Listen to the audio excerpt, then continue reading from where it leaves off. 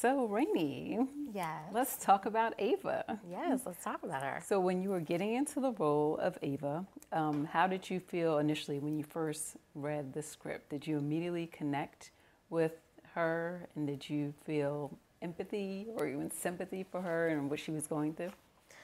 Okay, well, first, y'all, as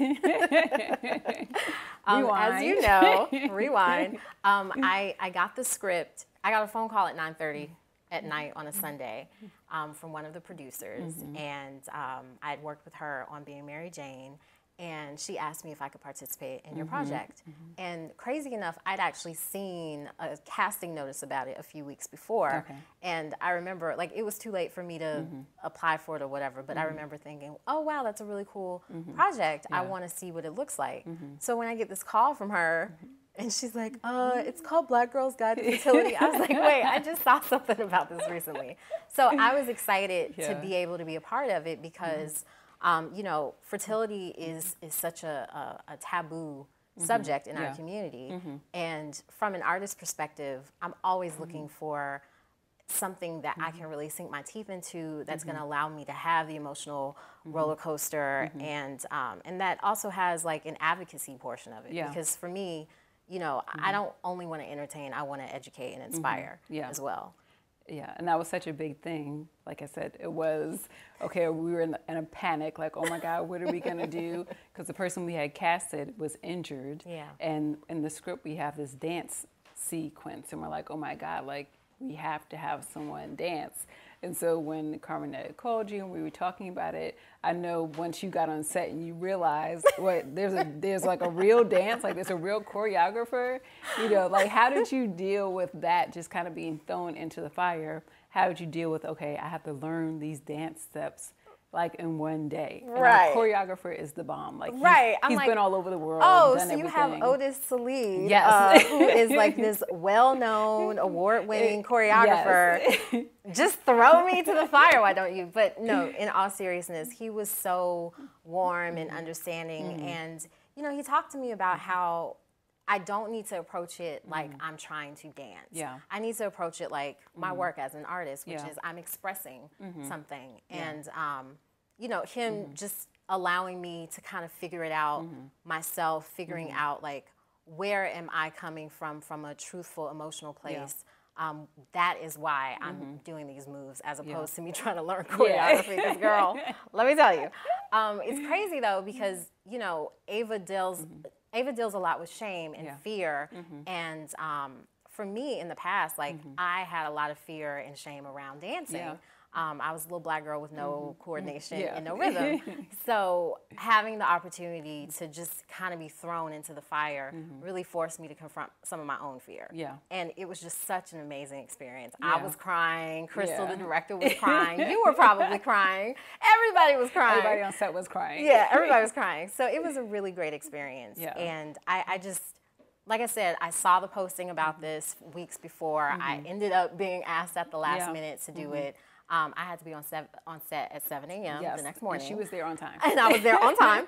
So, you know, it just allowed me to really delve into truth because I didn't have time to really, you know, create a character or anything like that. I had to get to the core human truth, which is hope, pain, fear, shame, jealousy, rage. And those are things that we all, regardless of whether you're dealing with fertility issues or something else, those are things that all human beings can connect to.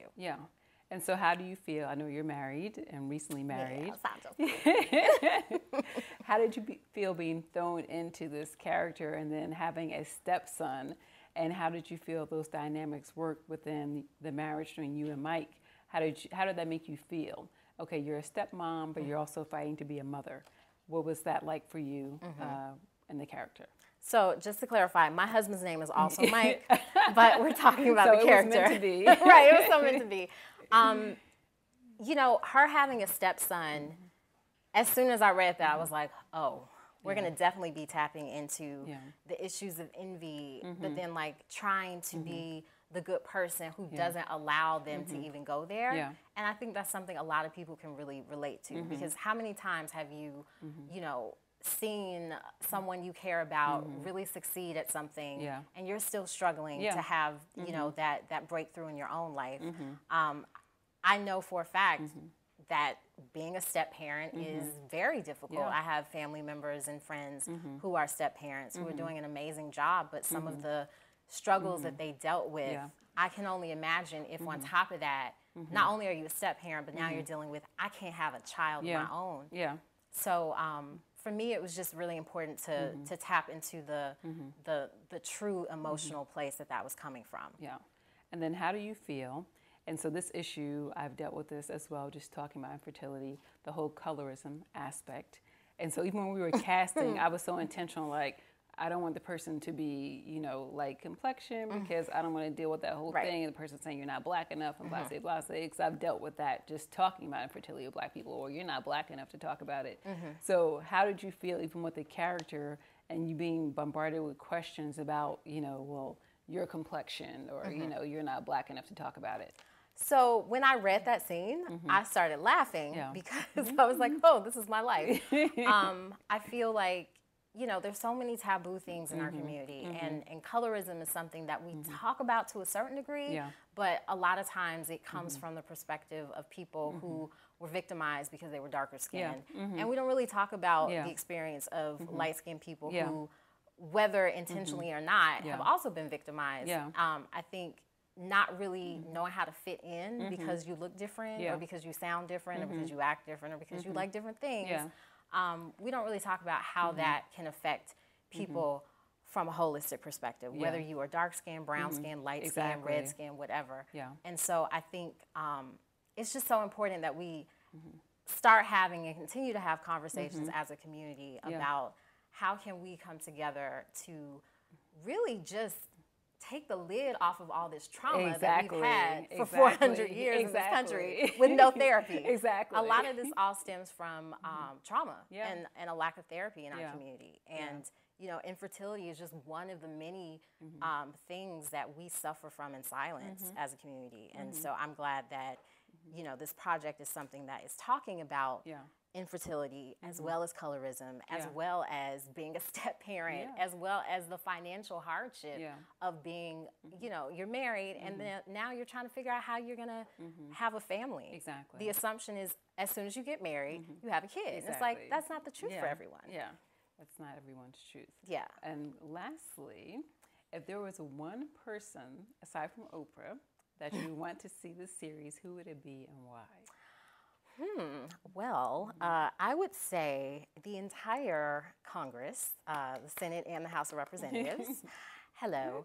The reason I say that is because we have spent at least the past 20, 25 years talking about reproductive rights in this country. But we don't ever really have the conversation about then what. You know, there are people who truly advocate for moral reasons on their part, in their minds, to make sure that women, you know, are able to have kids and must have children. But they don't actually talk about the other part of it, which is, okay, well, if women have to have children, what if they can't have children?